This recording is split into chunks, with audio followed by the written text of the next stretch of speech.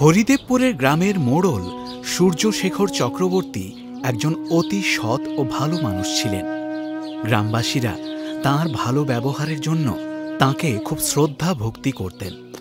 তাঁর দুই ছেলে ছিল সুরেশ ও পরেশ।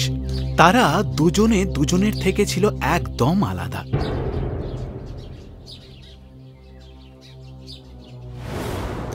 বাবা, তোমার সাথে আমার কিছু দরকারি কথা আছে।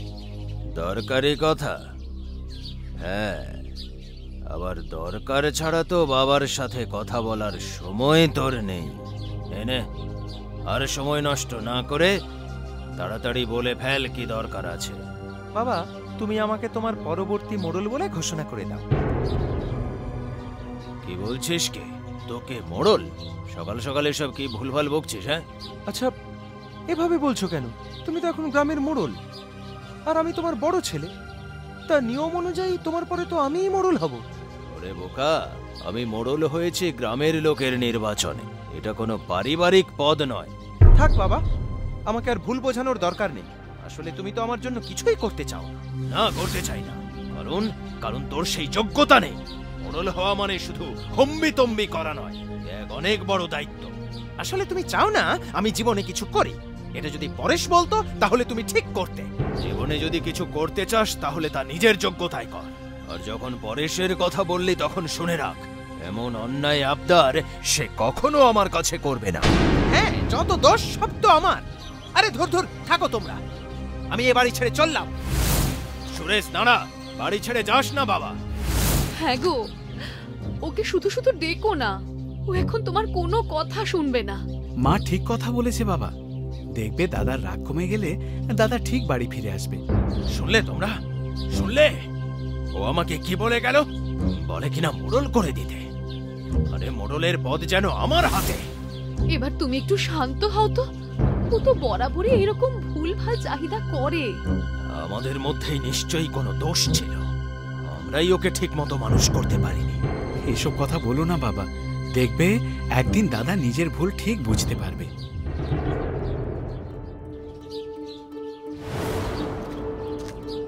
তুমি এখানে বসে একা একা চা খাচ্ছ, আর আমি তোমাকে পুরো গ্রাম জুড়ে খুঁজে বেড়াচ্ছি। কেন আমাকে খুঁজছিস কেন? এখন এখান থেকে যা তো, আমার মাথা এখন খুব গরম আছে। কি হয়েছে তোমার? এত রেগে আছো কেন? কিছু ঝামেলা হয়েছে নাকি? আমাকে সব খুলে বলতে পারো। ধুর, মাঝে মধ্যে মনে হয় উনি কি আমার নিজের বাবা, নাকি আমাকে কুড়িয়ে পেয়েছে। আমার জন্য কখনোই কিছু করতে চান না। আমি এবার থেকে বলে এসেছি ওই বাড়িতে আর ফিরবো না। সে কি সুরেশদা, বাড়ি না গেলে কোথায় থাকবে? আর খাবেই বা কি? তোমার কাছে তো কোনো টাকা পয়সাও নেই। আরে সেটাই তো হয়েছে মুশকিল। আমার কাছে যদি ঠিকঠাক টাকা পয়সা থাকতো তাহলে আমি আমার ওই বাবা আর তার আদরের ছেলেকে একেবারে জব্দ করে দিতাম। দেখ জগা, ওই মা কালীর মূর্তিতে কত গয়না পরানো আছে রে। এর মধ্যে থেকে কিছু গয়না যদি নিতে পারতাম তাহলে আর কোনো চিন্তা থাকতো না। তোমার মাথাটা একেবারে খারাপ হয়ে গেছে সুরেশদা। কি যা তা বলছো? এখান থেকে চলো তো। আরে জগা, ওই সোনার গয়না আমার চাই। ওগুলো বিক্রি করলে হ্যাঁ অনেক টাকা পাবো। তুমি মায়ের মূর্তির গা থেকে গয়না চুরি করবে? এত বড় পাপ কাজ করলে তার ফল যে খুব খারাপ হবে। হোক, তা এখনই বা কি ভালো আছে? ওই সব পাপ পুণ্য সবে আমি কিচ্ছু বুঝি না। শুধু বুঝি ওই গয়নাগুলো পেলে আমাদের ভাগ্য পাল্টে যাবে। এবার বলতো, তুই আমার সাথে কাজ করতে রাজি আছিস কিনা? আচ্ছা, আমি কি কোনোদিন তোমাকে কোনো কিছুতে না বলেছি? বলো, কখন কি করতে হবে?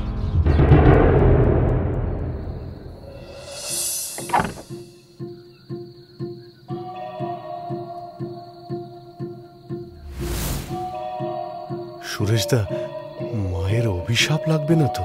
বিরক্ত না করে চুপচাপ কাজটা করতে দে। আরে উজবুক, এটা তুই কি করলি? এত রাতে মন্দিরের ঘন্টার আওয়াজ পেয়ে গ্রামের লোকজন এখনই ছুটে আসবে। টর্চটা নেভা, নইলে আমরা ধরা পড়ে যাবো যে। এত রাতে মন্দির থেকে ঘন্টার আওয়াজ আসছে কেন? আরে ওই দেখো, মন্দিরের দরজা খোলা। মনে হয় চোর ঢুকেছে মন্দিরে। আরো সবাইকে ডাকতে হবে। চোর চোর চোর! আরে কে কোথায় আছো? শিগগির মন্দিরে চলে এসো, চোর ঢুকেছে মন্দিরে। সর্বনাশ করেছে, ওরা সবাই মিলে এক্ষুনি মন্দিরে ঢুকে পড়বে। দেখতে পেলে আর রক্ষে নেই। জগা, তাড়াতাড়ি পালা এখান থেকে।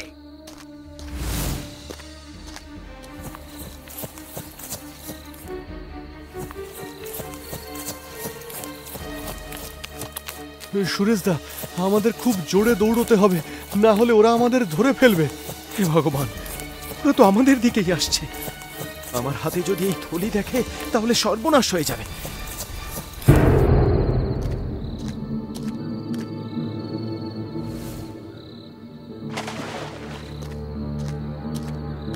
আরে বেটা, চোরটা এইদিকে এলো না?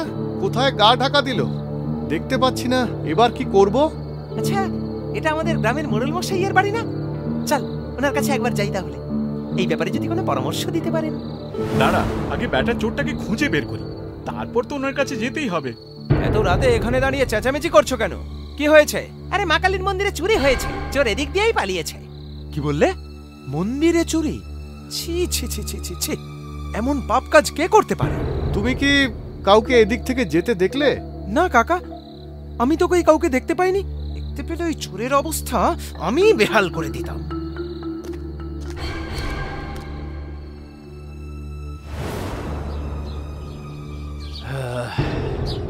সকাল সকাল খারাপ খবরটা শুনলে? চোর কাল রাতে গ্রামে মা কালীর মন্দিরে ঢুকে মায়ের মূর্তি থেকে অনেক গয়না চুরি করে নিয়ে পালিয়েছে। ছে ছে ছে ছে ছে, এমন কাজ কেউ করতে পারে বলে আমি ভাবতেই পারি না। ছে। হ্যাঁ বাবা, খবরটা পেয়েছি। এরা এত নিচে নেমে গেছে যে ভগবানকেও মানছে না। কি বলি বলতো, আজ আবার এই নিয়ে পঞ্চায়েত বসবে, কিন্তু যতক্ষণ চোর না ধরা পড়ছে কোনো কিছুতেই স্বস্তি নেই। সে তো ঠিকই বাবা, কাল রাতে কিন্তু দাদা বাড়ি ফিরে এসেছে। আমি তোমাকে বলেছিলাম না, রাগ কমলে দাদা ঠিক বাড়ি ফিরে আসবে।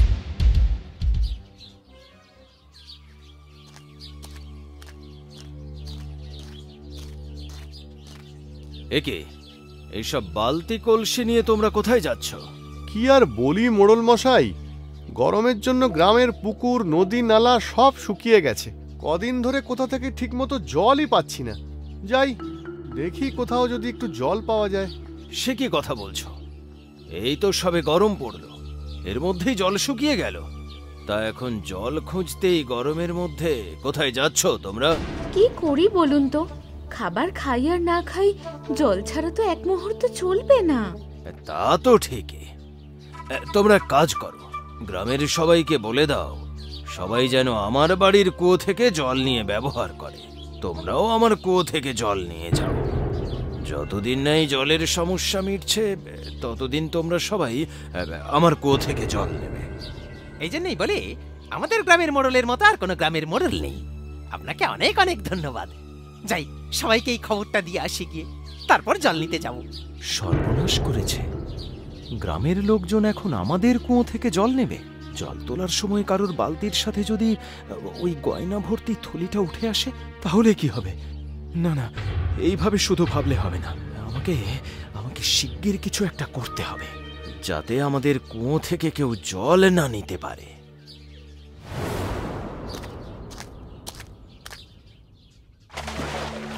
কুয়ো থেকে সবাই মিলে জল নেবে। নাও এবার দেখো জল নিতে এসে কি কি পাও।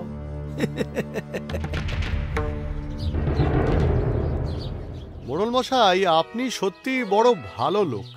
আমাদের কষ্টের কথা শুনে নিজের বাড়ির কুয়ো থেকে জল নিতে বলছেন। এইরকম কাজ কজন করে বলুন তো? সত্যি কথা, আমরা অনেক ভাগ্যবান যে আপনার মতো এমন একজন মানুষকে আমাদের গ্রামের মোড়ল হিসেবে পেয়েছি। কত বড় মন আপনার। কিন্তু এদিকে যে একটা বড় সমস্যা হয়েছে। কি সমস্যা হয়েছে? হঠাৎ করে কুয়ো থেকে না দুর্গন্ধ বেরোচ্ছে। বলিস কি রে, হঠাৎ করে এমন কেন হলো? কি জানি কি করে হলো, কিছুই বুঝতে পারছি না। তোমরা নিজেরা কুয়োর কাছে গিয়ে দেখো তো, যদি কিছু বুঝতে পারো। ও বাবা, কি বিকট গন্ধ! সত্যি কুয়োর ভেতর থেকে ভীষণ দুর্গন্ধ বেরোচ্ছে। ও মা গো, কুয়োর কাছে আসতেই এই গন্ধে গাটা গুলিয়ে উঠল। বাহ, ফন্দিটা মনে হচ্ছে কাজ দেবে। দেখলে কি ব্যাপার, কিছু বুঝতে পারলে? এইভাবে দেখে কিছু বোঝা যাবে না, বালতি দিয়ে জল তুলে দেখতে হবে।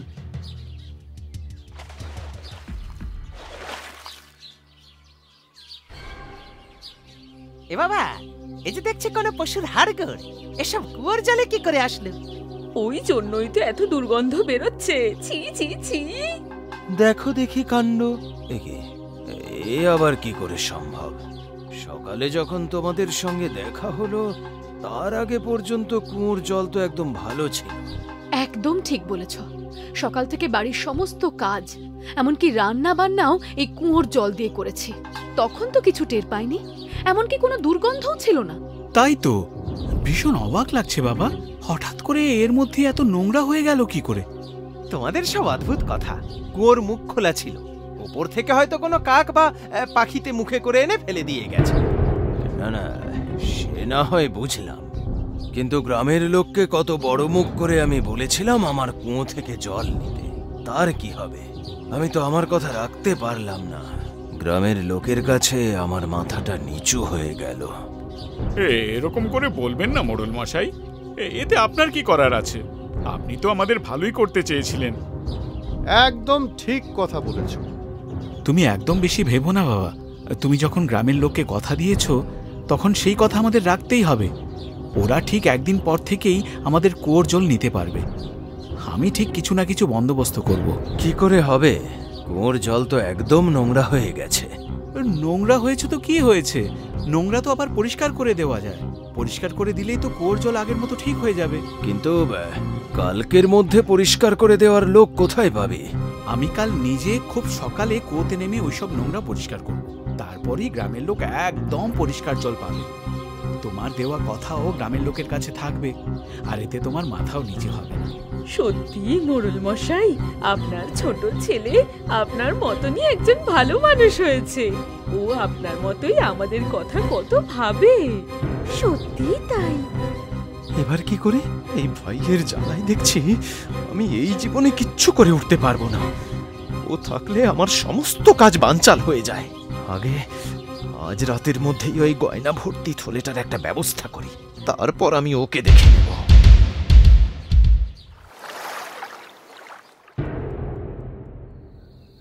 কি ব্যাপার সুরেশদা, কি হয়েছে? এই মাঝরাতে তোমার বাড়িতে আসতে বললে কেন? এদিকে একটা গন্ডগোল হয়ে গেছে রে জগা। তোকে কপিকলের দড়িতে বেঁধে এখনই কুয়োয় নামতে হবে, আর নিচে নেমে তুই ওই গয়না ভর্তি থলেটা নিয়ে আসবি। এ তুমি কি বলছো? না না, এ কাজ আমি করতে পারবো না। না না, আমি ওসব কিচ্ছু শুনবো না। কাজটা তোকেই করতে হবে, না হলে আমরা দুজন বিপদে পড়ে যাব। সুরেশদা, দড়িটা শক্ত করে ধরে থাকো, ছেড়ে দিও না যেন। আরে আমি শক্ত করেই ধরে আছি। এবার তুই যে কাজটা করতে নিচে নেমেছিস সেটা ঠিক মতো কর।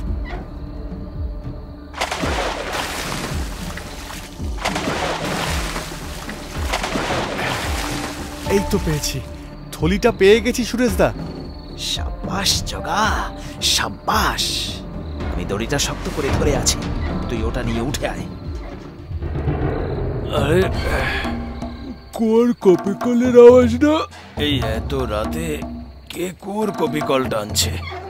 যাই একবার বাইরে গিয়ে দেখে আসি। কে রে ওখানে? এত রাতে কপিকল ধরে কে টানছে? সুরেশ, তুই এখানে? এত রাতে কুয়োর কপিকল ধরে টানছিস কেন? মাথাটা খারাপ হয়ে গেছে নাকি? না না বাবা, আসলে জলে এত নোংরা, কালকে আবার ভাই পরিষ্কার করতে নিচে নামবে, তাই দেখছিলাম ওকে কিভাবে সাহায্য করা যায়। তাই বলে এত রাতে এসব দেখবি? খেপে গেছিস নাকি? আসলে সকালে তুমি এত উতলা ছিলে, সেই কথা মনে করে আমার ঘুম আসছিল না, তাই আমি কোনো কিছু না ভেবে এখানে কি করা যায় তাই দেখতে চলে এসেছিলাম। আরে যা যা যা, এখনো সব না ভেবে শুয়ে পড়, একটু ঘুমিয়ে নে। কাল সকালে ভাই যখন কুয়োয় নামবে তখন ওকে সাহায্য করিস। হ্যাঁ বাবা, চলো।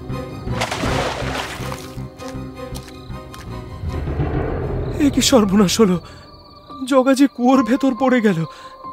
আমি তো এখন ওকে তুলতে পারবো না। ও সারা রাত ওখানে থাকলে মরে যাবে না তো? জানি না কি করব। কাল সকাল হলে দেখছি কি করা যায়।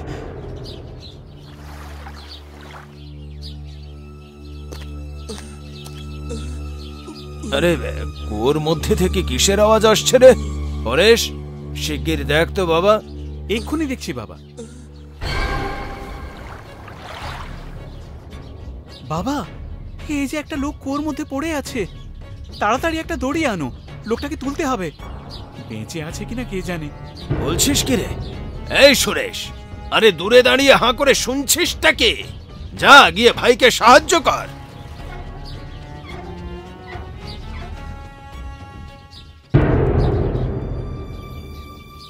আরে এ তো দাদার বন্ধু জগা। হ্যাঁ, এ তো দেখছি জগা। ও আমাদের কুয়োর মধ্যে পড়লো কিভাবে? আরে সেটা ওর জ্ঞান ফিরলে ওর কাছ থেকে জানতে পারবো, কিন্তু ওর কাছে ওই থলিটা কিসের? পরেশ, ওটা একবার খুলে দেখ তো কি আছে। সর্বনাশ, এই যে মন্দির থেকে চুরি হয়ে যাওয়া গয়নাগুলো ওর কাছে এলো কিভাবে? তার মানে মন্দিরে মা কালীর গয়না জগা চুরি করেছিল? ছি ছি ছি ছি ছি ছি, ও কিনা আমার বন্ধু। ইস, ও আমার বন্ধু এটা ভাবতেই লজ্জা করছে। বেশ ভালো হলো ব্যাপারটা। তাহলে জগাই সেই গয়না চোর? ওকে তো ভালো ঘরের ছেলে হিসেবে চিনতাম, শেষে কিনা মন্দিরে চুরি করলো। বুদ্ধিটা খুব ভালো কাজ করেছে। সবাই ভাবছে জগাই চোর। আমি তো বাবা বেঁচে গেলাম, কেউ আমাকে ধরতেই পারবে না। কি রে দাদা, ও তো তোর ভালো বন্ধু, তুই ওর এরকম স্বভাবের কথা আগে জানতিস না? এই বোকার মতো কথা বলিস না তো। আমি যদি ওর এরকম স্বভাবের কথা আগে জানতাম তাহলে নিশ্চয়ই ওর সাথে বন্ধুত্ব রাখতাম না। আরে দাঁড়া দাঁড়া, এখন ওর জ্ঞান নেই, আগে জ্ঞান ফিরুক, তারপর ওর সাথে এই বিষয়ে কথা বলবো। কি আর কথা বলার আছে বাবা? ওর কাছে ওই গয়না পাওয়া গেছে মানেই ও ওই গয়নাগুলো চুরি করেছে। ও একটা চোর, ওকে চরম একটা শাস্তি দাও, যাতে আর কোনোদিন চুরি করতে না পারে। মোড়ল মশাই, আপনি খুব সৎ মানুষ। আপনি আগে সবটা ঠিক মতো শুনুন, তারপর না হয় বিচার করবেন। এই মরেছে, ও তো আবার সত্যিটা বলে দেবে মনে হয়। না না, ওর কোনো কথা শুনতে হবে না। ও যা বলবে সেটাই মিথ্যে হবে, কারণ ও একটা চোর বাবা। হ্যাঁ মোড়ল মশাই, আমি এই গয়না চুরি করেছি, কিন্তু নিজের ইচ্ছেতে করিনি। আপনার বড় ছেলে সুরেশ আমাকে এই চুরি করতে বাধ্য করেছিল। হে, এত বড় সাহস তোর! নিজে ধরা পড়ে এখন আমার নামে মিথ্যা অপবাদ দিচ্ছিস? বাবা, ওকে এখনই গ্রাম থেকে বের করে দাও। সুরেশ, তুই একটু থাম। জগা, তুই কি বলছিস তুই জানিস? মিথ্যে বললে এর শাস্তি কিন্তু চরম হবে। আমি একটুও মিথ্যে বলিনি। দুদিন আগে মন্দিরের গয়না সুরেশ আর আমি মিলে চুরি করেছিলাম। তারপর গ্রামের লোকজন তাড়া করলে ও ভয় পেয়ে এই গয়না ভর্তি থলিটা আপনাদের কুয়োতে ফেলে দেয়। মিথ্যে মিথ্যে, ও সব মিথ্যে কথা বলছে বাবা। এমন জোরে তোকে একটা থাপ্পড় দেব না যে আমার নামে মিথ্যে কথা বলা বেরিয়ে যাবে। মোড়ল মশাই, কাল রাতে সুরেশ আমাকে এই কুয়োর মধ্যে নামিয়েছিল ওই থলিটা তুলে আনতে, কিন্তু আপনার গলার আওয়াজ পেতেই ও কপিকলের দড়ি ছেড়ে দেয় আর আমি কুয়োর ভিতরে পড়ে যাই। হ্যাঁ, কাল রাতে সুরেশকে আমি কুয়োর কপিকল ধরে দাঁড়িয়ে থাকতে দেখেছিলাম। সুরেশ, তুই এই কাজ করেছিস? বাবা, ও ডাহা মিথ্যে কথা বলছে। তুমি ওর একটা কথাও বিশ্বাস করবে না বাবা। সুরেশ, তুই আমার ছেলে হয়ে এতটা নিচে নামতে পারলে? তোর এই লোভের জন্য একটা মানুষ আজ মরে যেত, আর তুই তখন থেকে একের পর এক মিথ্যে কথা বলে যাচ্ছিস। বাবা, তুমি একটু শান্ত হও, না হলে যে তোমার শরীর খারাপ হয়ে যাবে। না না, আমার কিচ্ছু হবে না। ওর বেয়াদবি আমি অনেক সহ্য করেছি। মন্দিরের গয়না চুরি আর জগাকে মিথ্যে ভাসানোর দায়ে আমি তোকে আমার সমস্ত স্থাবর অস্থাবর সম্পত্তি থেকে বহিষ্কার করলাম এবং এই গ্রাম থেকে বিতাড়িত করলাম তোকে। আজকের মধ্যেই তুই এই গ্রাম ছেড়ে কোথাও চলে যাবি সুরেশ। বাবা, এবারের মতো আমাকে ক্ষমা করে দাও বাবা, আর কখনো আমি এরকম করব না। আমার মস্ত বড় ভুল হয়ে গিয়েছে, আমি তোমার ছেলে বাবা। সেই জন্যই তো আমি সবাইকে বলতে চাই যে আমার কাছে সবার জন্য সমান বিচার। সে আমার নিজের ছেলে হলেও পার পাবে না। আমার চোখের সামনে থেকে যত তাড়াতাড়ি পারিস দূর হয়ে যা। এই রকম রঙিন মজায় মেতে থাকতে সাবস্ক্রাইব করো তোমাদের প্রিয় চ্যানেল রঙিন টিভিকে।